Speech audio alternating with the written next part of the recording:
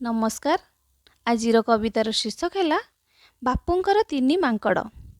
शुण रे पिले शुण, बापू गांधींकर कहानी कहबी शुणिले होइब धन्य। शुण रे पिले शुण, बापू गांधींकर कहानी कहबी शुणिले होइब धन्य। तीनोटी मांकड़ रखिथिले बापू पाखे तांकरी, तीनोटी मांकड़ रखिथिले बापू पाखे तांकरी। प्रथम मांकड़ आखि बंद करी दुनिया को शिक्षा देला सबुरी, खराब जिनिस देखिबी नाही मु जीवने केबे।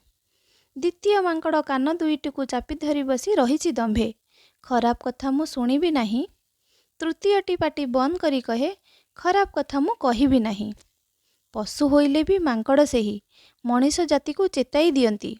पशु होइले भी मांकड़ सेही, मनीष जाति को चेताई दियंती।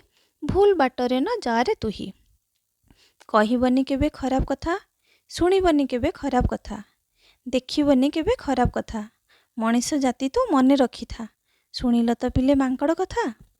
कौन शिखिल कि मने रखिल, घोषी हेउथिबो मन सर्वदा। कौन शिखिल कि मने रखिल, घोषी हेउथिबो मने सर्वदा। धन्यवाद।